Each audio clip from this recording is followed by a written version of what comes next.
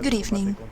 I appear before you once again to fulfill my duty to report on the progress of the battle against this coronavirus pandemic, 1 week after the announcement of the state of alarm. These past 7 days we've witnessed that all countries of the world, one after the other, have suffered the battering of this pandemic. We have also seen that the worst predictions have become a reality. We have seen how all governments, without exception, have been taking extreme measures to protect the health of citizens and also their economies. Our country is also enduring the most serious health emergency of the last century, a catastrophe for which humanity was unprepared, despite warnings of pandemics suffered in recent decades, such as Ebola and the SARS. It's only been 7 days, but these 7 days have changed us.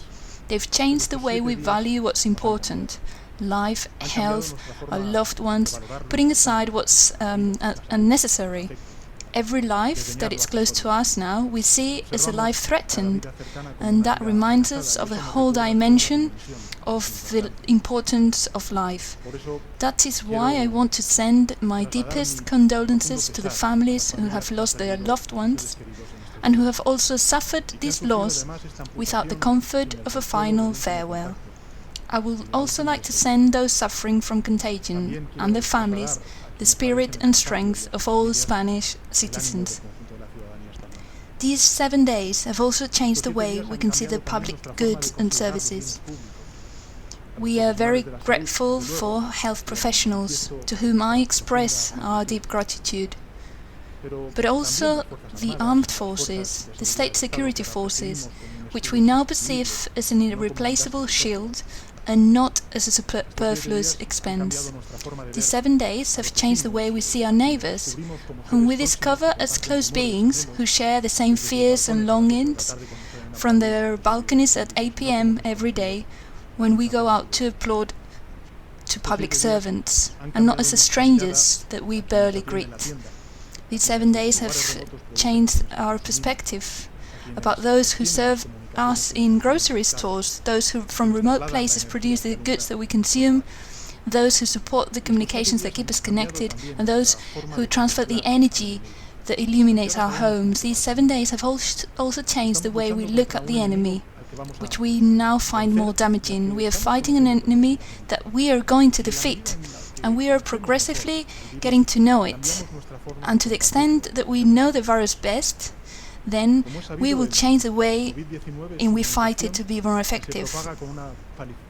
As it's well known, COVID-19 is an infection that spreads with unprecedented ease and speed, as recognized by the World Health Organization. Spain has been following the recommendations of internal health experts, the World Health Organization itself, and also the extraordinary Health Alerts and Emergencies Coordination Center, to whom we are very grateful for their professionalism, dedication and commitment. And of course, we also have the recommendations of European bodies. We have been implementing the strategy defined by the World Health Organization to combat this virus, which is about trying to contain it and slow down its spread, for a very simple and complicated goal that we need to achieve, and it's achieving time, getting more time needed to improve the readiness and resiliency of our health systems, and time for science to find effective treatments and develop vaccines that eliminate this virus. This strategy has been done by the World Health Organization, and it has been deployed in Spain in accordance with the opinions of the experts, and has had several stages. At all times, efforts have been made to implement measures that are health effective and have the least possible consequences on a social life and economic and business activity. This balance between health efficiency and social confinement measures on the one side and on the other, as well as the preservation of economic activity and the protection of individual rights, for which our country has fought so hard, have guided, believe me, in the adoption of the measures that we have been taking in a staggered manner in the government of Spain. The first stage of containment included preventive measures to monitor contagions and hygiene recommendations. It was followed by a reinforced containment stage that led to the interruption of certain social activities such as teaching and the limitation of human gatherings.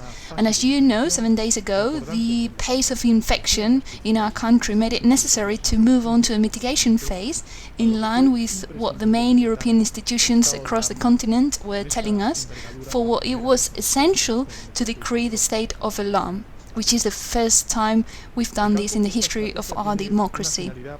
I stress that this strategy has a central purpose of stopping the rapid spread of the virus, so that it doesn't compromise the health and hospital care of patients who require hospitalization or intensive care. We need to buy time to prepare our health system to achieve scientific results as well. The virus has several peculiarities, as I've said before. Now we know our enemy better. And the first thing is that its spread is higher than a normal flu. Also that the lethality is also greater than a common flu. But what it's the same as a common flu is that it severely affects the elderly and those who have previous chronic diseases. So I will never tire of repeating that it's these groups that have to take more care of themselves, who have to protect themselves, and the family members have to protect them as well, even more.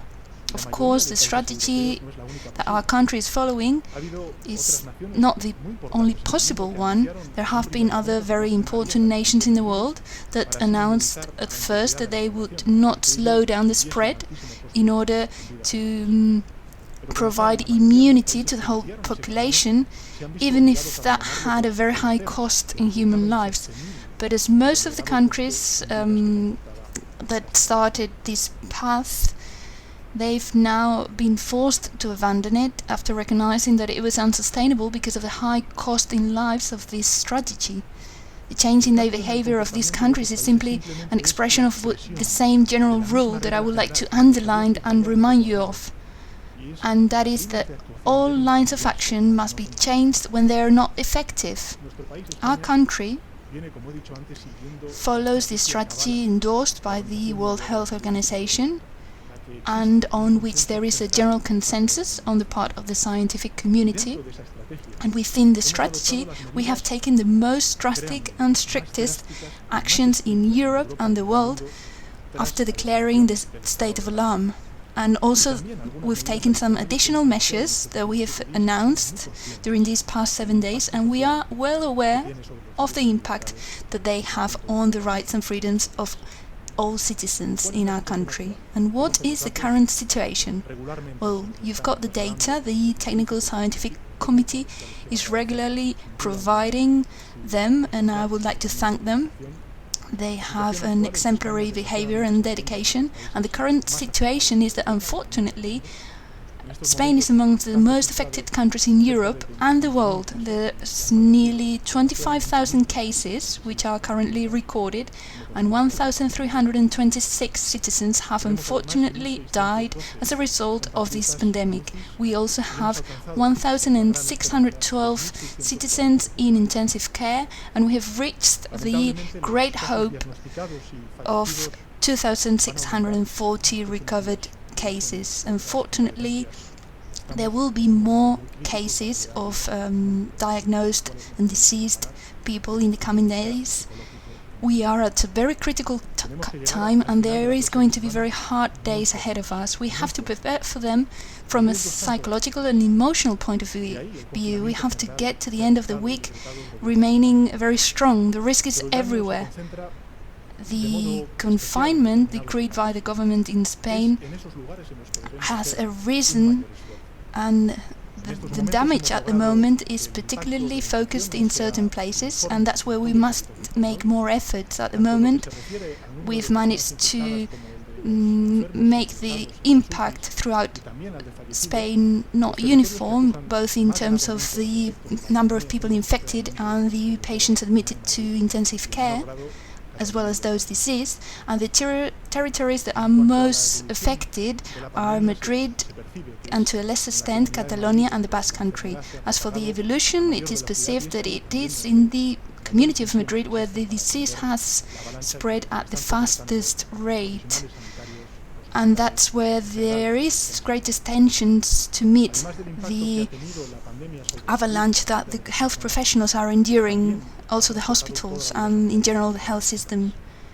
The pandemic has had an impact on people's health and lives. It's disrupted the entire social and economic life of our country, but the impact is not limited to the health field. The social reaction to the health emergency and the means and tools to prevent contagion have unfortunately caused it to be suffered at your homes.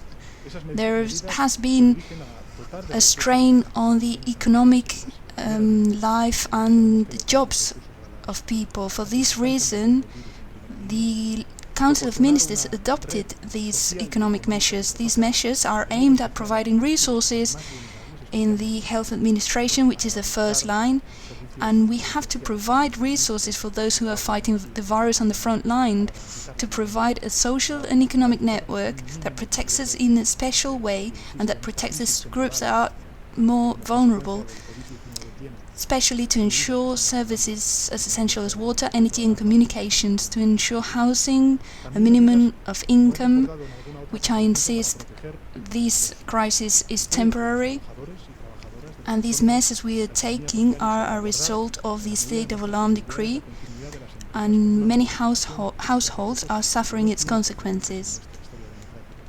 There are also measures to protect jobs, to protect the self-employed, social economy, and to protect the continuity of companies. We've mobilized resources in a way that's unprecedented in our democratic history. We are trying to anticipate new problems that are appearing every day, and we respond to those problems with the utmost force and speed.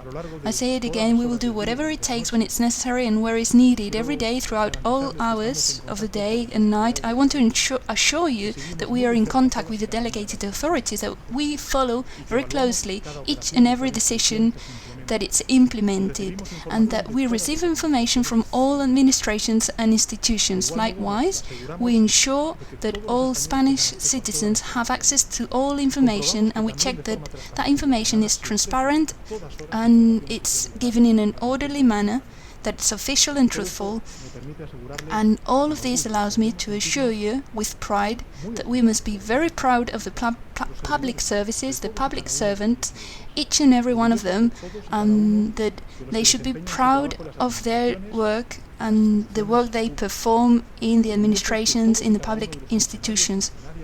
We should be proud of each and every official of public staff, every civil servant of all departments and units who are tirelessly and committedly working as professionals. They serve the state accordingly, they serve all Spanish citizens.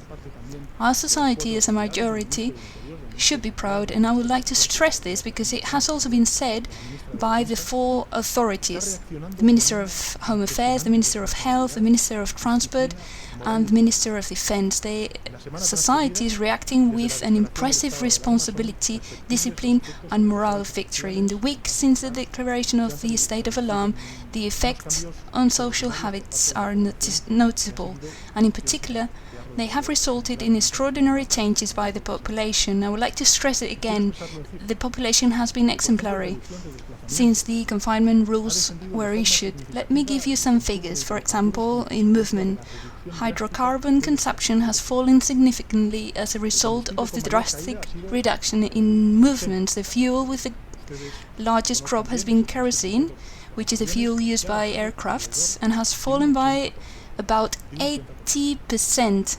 Movements have declined in line with what's requested from the population.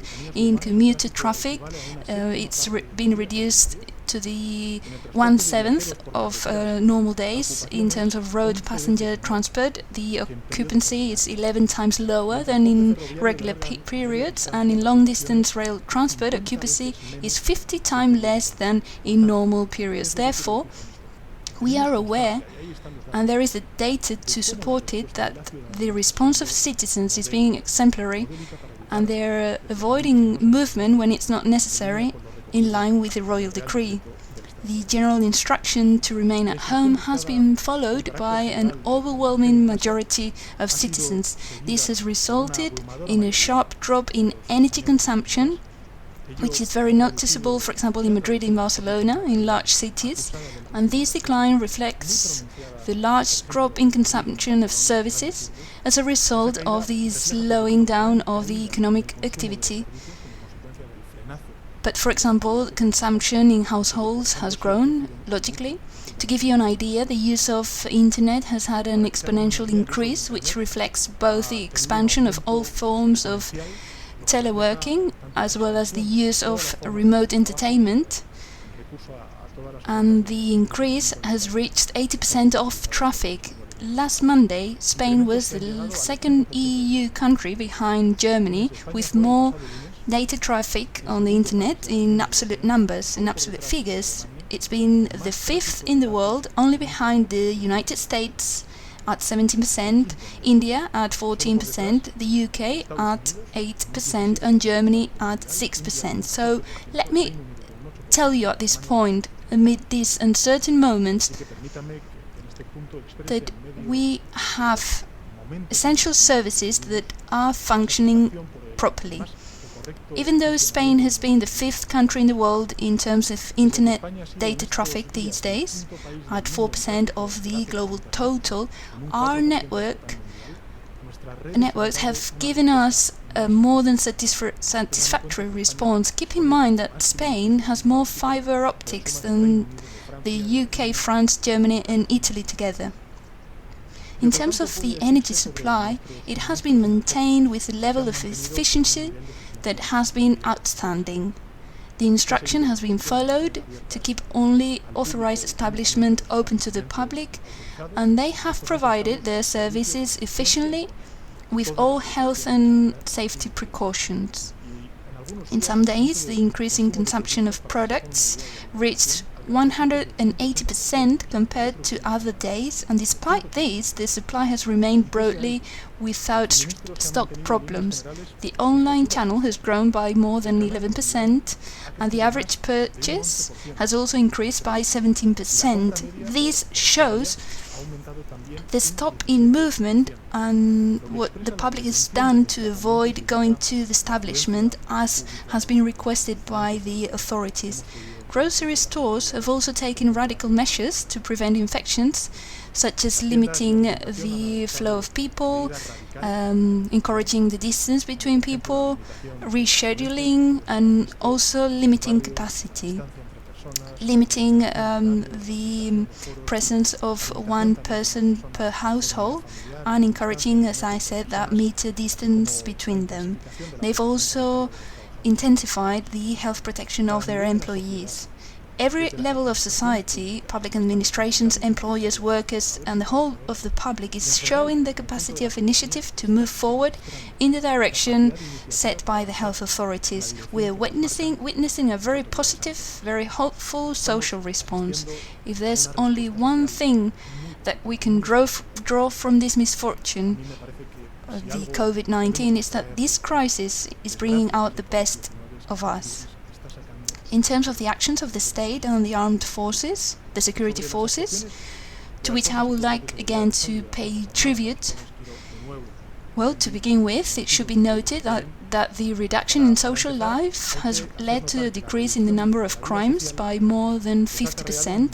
That seems to me significant because it shows the high degree of social discipline. The national police forces and the civil guard deploy thousands of officers on the streets, on the roads.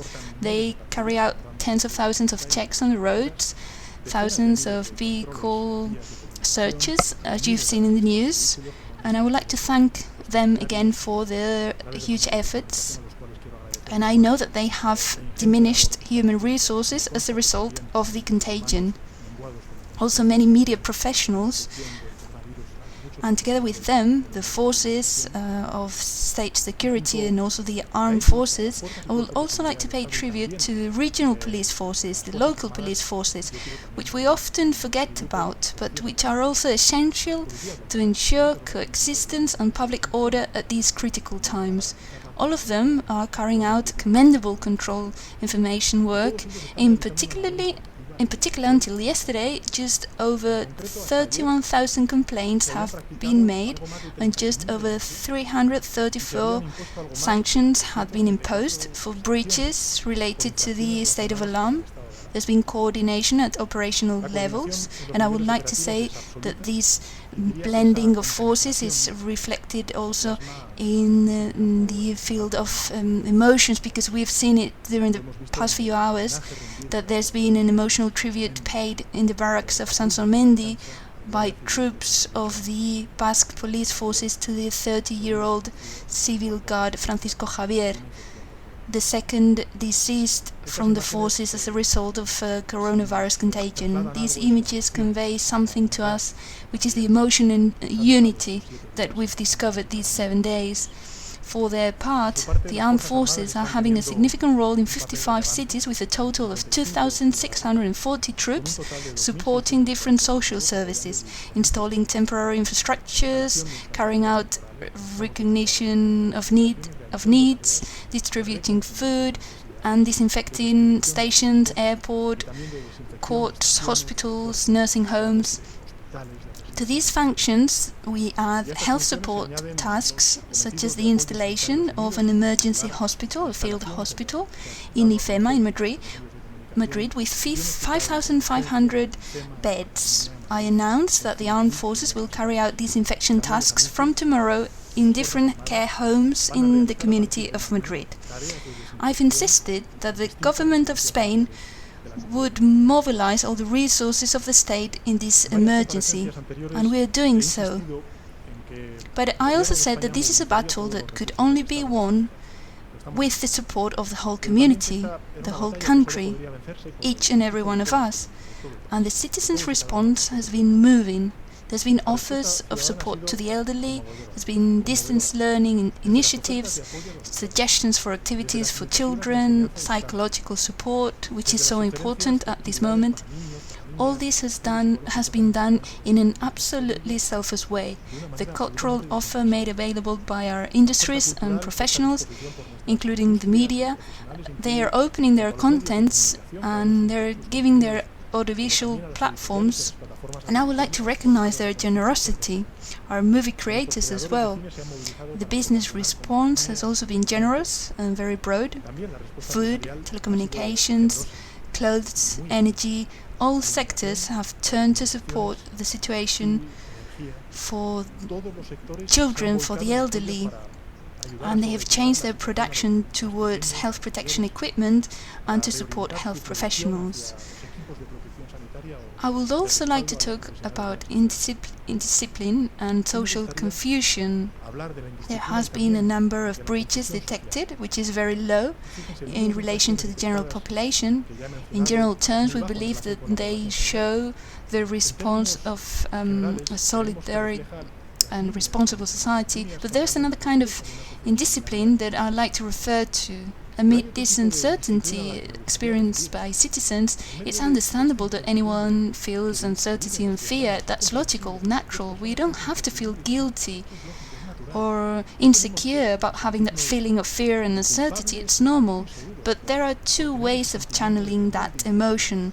One is the fear of those who behave wisely, that satisfy their need for information, and who silence uncertainty by resorting to proven reliable means, and who keep every precaution so that all recommendations that come in to prevent contagion and treat it are done with the established standard, using reliable communication channels to be able to defeat the virus individually. But there is another kind of pathological fear that seeks impossible individual solutions, which breaks the rules of confinement, which consumes unfounded rumors, fake news, which usually cause panic alarm,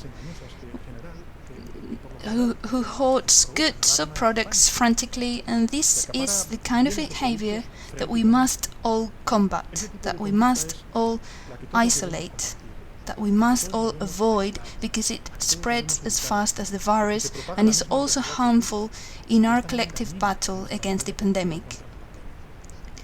There are those who spread fake news, it's true, but there are many more people who are doing with the lies the same as we should do with the virus. They are breaking the chain of transmission, so I would like to thank them for their civism. Not spreading unverified news is also a way to combat the virus. And I would like that, especially the younger ones, those who have WhatsApp and social networks and are more tech savvy, to contrast the information that they give to their friends, because obviously if we do not stop this chain, we will be generating alarm and disinformation that makes us more vulnerable in fighting the virus. On the exceptional health measures and support for health workers, which is fundamental and it's all in the media, in terms of recruitment of additional staff, as well as the 350,000 health professionals, the government has made available to all autonomous communities 52,393 health professionals, among them 7,633 resident doctors, 11,000 medical and nursing professionals, 14,000 retired doctors and nurses, and senior medical and nursing students. In terms of equipment acquisition, I know that it's one of the emergencies that we have, not only in Spain, but around the world. We are facing the greatest mobilization of health resources in our history. We need to be aware of it, and we will continue expanding that mobilization. Citizens of each and every autonomous community can feel protected. Through the unity of action of all institutions, we will win together this virus. In this sense, the government of Spain, together with the autonomous communities, have been acquiring these materials in the world market during the past 2 months, and we are continuing to doing so, because there is no obstacle to prevent it from the beginning of the pandemic. The purchase and implementation of quick tests has already become a reality, which is something very important. These are reliable, approved tests, and it's very important because they have to have all health guarantees. We have already been promised 640,000 units, and we will reach the million very soon. In the coming hours, we will also start distributing 500,000 surgical protection masks for professionals and 800,000 for patients in the several autonomous communities. In total, that will be 1,300,000 face masks. During the weekend, we will also continue to permanently increase the volume of deliveries. The Ministry of Health has already made available to the autonomous communities more than 500,000 of medical devices from purchases and from donations that has been distributed on the basis of the principles of equality of the national health systems. Logistics procedures have been streamlined to the maximum. We've ordered that weekly and in a stable manner we have all the necessary material. The Ministry of Health, together with the Ministry of Industry, and this is another announcement, are reorganizing the national production to ensure the supply of these necessary materials of Spanish manufacture. We are working against the clock to ensure this supply of material to both the sick and those who are at the forefront of the national health systems. These days, leaders of countries around us have said in the media that this situation is more serious. It's the most serious that our society has lived since the Second World War, and they probably are right. In our country, certainly, only those who are very old, who lived through the hardships of the Civil War and post-war, keep in their memory these harsh situations. We've never lived throughout our lives these, and we've never faced these adversities, something so hard, so difficult. These circumstances are testing us as a society, but also is testing us individually. It is precisely in the face of adversity that we show what we're made of. When all this is gone, because it will pass, and it will pass soon, we will look back and we'll know if we were generous and brave, or if we let ourselves to be despairing by the difficulties, if we just complained about our bad lucks, or if we were the ones who helped win the fight against the virus. There are many fronts in these battles. Of course, the front of public administrations that are undoubtedly the ones with the most means and responsibility. And it is true that it sometimes happens in life that when there are difficulties, we suddenly and clearly see things that we've not seen before. And this clarity is very good, but it must not make us stop. It shouldn't paralyze us or divide ourselves or face a reproach. Now we have to defeat the virus, which is our common enemy.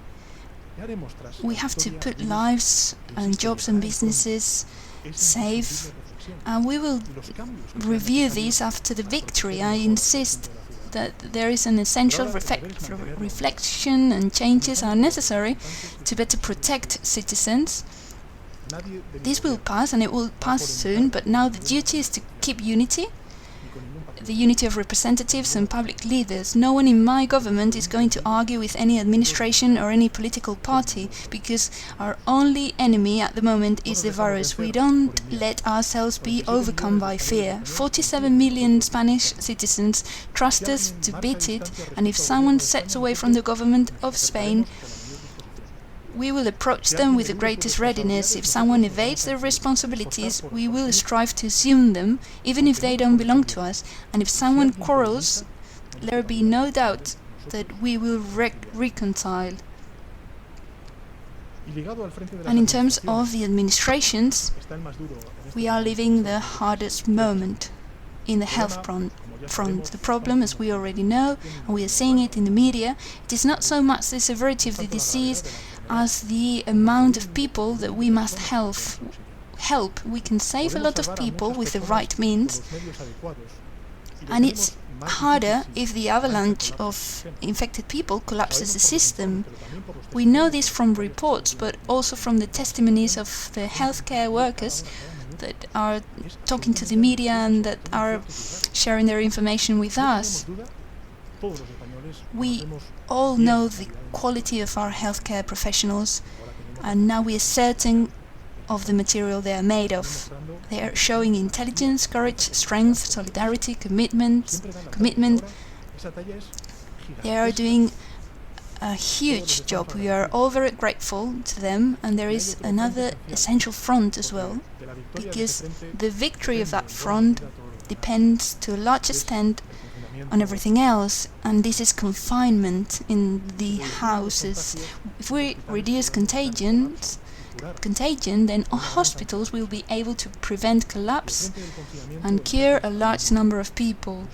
The front of confinement at home is also very difficult. I'm aware of that, and we're asking a lot from the citizens. Now we've been here a week, we're going for the second week, and you can see what material you're made of after all this. There are many things we can do individually, and to which the state or the public administration has no reach, because, for example, no one can replace a friendly call to alleviate the situation of a person who lives alone, sick, or to help those who need advice and help. There are many ways to take care of yourself and also to take care of others, to resist. Each contagion that does not occur breaks the virus's breeding chain, a chain that usually ends up in an elderly person in a hospital. If we prevent that contagion, in addition to protecting that person's health and free hospital beds, there will be more beds for someone else. If we avoid contagion, we buy time to revive our economy as soon as possible and to go back to normal. It is said that human beings are the time they breathe. If we stay at home, we will make many more people to continue breathing. That's the point of confinement, and we all have something to do to help keep that confinement. These past 7 days have changed us, and the next few weeks, given their hardness, will also change us even more. That's inevitable. It is up to us to change us for the better, that we come out of this stronger, wiser, and more united. I am sure that when this happens, what will happen, and it will do very soon, many people will be amazed to find out what material they were made of. They will see how generous they were, how they drew strength and courage to a degree they never imagined they had. But the truth is that Spanish society is generous, courageous, and has the energy to face and win the war on the virus and the social and economic health consequences that the war against this virus entails. I said it the other day before the Congress of Deputies, and I would like to repeat it again. Unfortunately, the worst is yet to come. There are very hard days ahead of us, and we must still receive the impact of the harder, more damaging wave. It will put us to the limit, and all our material and moral capabilities, and also our standing as a society. I am confident that each of us will do everything we know and can to save as many lives as possible and to shorten the time of this situation. It is achieved by many people by staying in their houses, by not getting infected and not spreading the disease to people with less capacity to themselves, to defend themselves. It's not the fear that keeps us locked up, it's courage. The wave's coming, and Spanish citizens have to be united in their homes while their country protects them, cares for them, and fights that wave with perseverance for all of them, and to all of them, to beat it, to bend it, to flatten the curve with a morale of victory. We have had to live something that no one practically remembered in our society, these situations that we thought were part of the past. Many fellow countrymen haven't even been able to say goodbye to their loved ones. That painful feeling, I feel it as my own. We will always remember them, each and every one of them. They are part of our community, and all the Spanish citizens are with them and their families. Despite the harsh situation we live in, we are a stronger society than ever before in our history. Let's think about it. We are better organized, with more resources, with more material capacity, with more scientific capacity, and with the ability to be able to cope with this situation. We are also a more united society. We are a community, and the union is now our best weapon against the virus and its consequences. In the coming weeks, let's keep and strengthen this union. Let us all help each of you to contribute to the extent of your strength, of your ability, because all those forces and possibilities are necessary to achieve the defeat of the virus as soon as possible, and because united and only united we shall overcome it.